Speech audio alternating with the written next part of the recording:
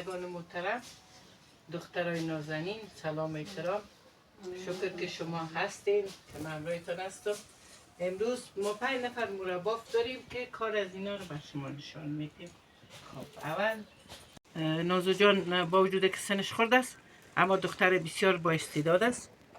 بافت کروشنیل بهترین میکنه، وال موره میبافه و در خیاطی هم شریک است. وقتی که من خیاطی هم قیچی میکنم این دختر زیاد متوجه است. همگیشان مگم چونی از نگاه عمر یک ذره عمرش کمتر است و علاقمندی من بر ازی زیاد است و ازی بر کار.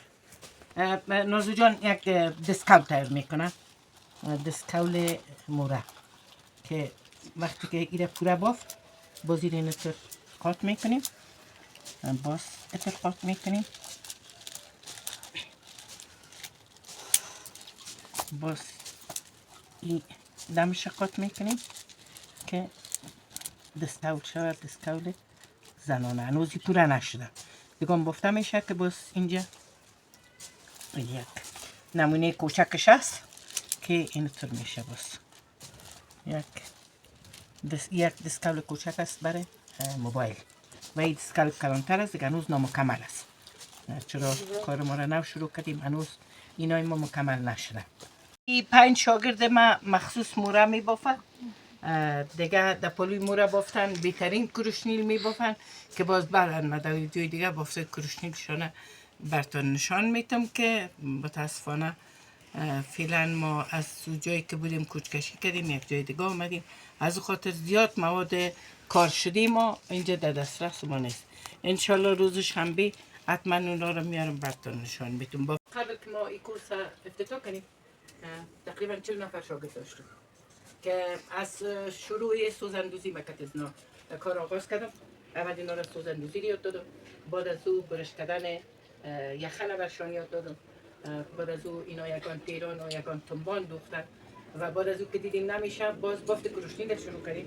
اینا کلشان بهترین کروشنیل میبافن، پیرانا بافتن، جاکتا بافتن، چادر بافتن، بافت کروشنیل ما وارم چون دیگه چیز در دسترس ما نبود همین موره رو تهیه کردیم که دستکول ببافن. فعلا دستکول میبافن همین 5 شاگردیم که موره باف است. دیگه حال باز یک تکام گرفتیم که میخوایم که قیچی کنم، یک تکا آوردیم که میخوایم رو قیچی کنم و اولین خوشبختی یه است که یک بچه من برای یک مقدار پول روان کرده که من از او پول یک دانه ماشین خیاطی خریدم، یک دانه کج خریدم، یک دانه فیته خریدم، یک دانه همین تقریبا یک دانه چیزایی که ضرورت داشتیم. دیگه باقی مانده هم میبینین که ما کل ما در زمین شیشتیم، کار ما در زمین است، باید میز داشته باشیم. یک دانه ماشین ما خریدیم باید یک 3 دانه ماشین دیگه داشته باشیم.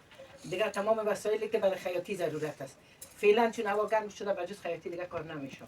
از خاطر امیدوار هستم که کسایی که ویدیوی من میبینن منایس یک افغان، منایس یک وطن پرست و وطن بشر دوست ای کمک که ما بکنه تا ما بتونیم همین تعداد دختر خانمایی که دور خود جمع کنیم اینا را کمک کنیم، هم اینا یک چیز را بیاموزن و هم از نگاه اقتصاد برشان یک کمک شود. دیگه فعلا هم تعداد شاگردای ما کم است به خاطر از اینکه هر روز که اینا میان بس خالی پس میرن از خاطر فامیلاشون اجازه نمیدن. اگر ما کار داشته باشیم این دخترها تعدادشون بسیار زیاد است که به یک تایم هم نمیشه که به 2 تایم باید بکت از اینا کار کنیم. دیگه امیدوار هستم که مرا کمک کنیم صدای زن افغان را بشنویم و امیدوار هر نوع همکاری کنم هستم. خداوند همیشه همراهتون باشه، خداوند همیشه شما را به عزت و با آبرو داشته باشه تا بتونین همراه ما مردم کمک کنیم. با امید همکاری های همیشگیتون شما را به خدا بسپارم.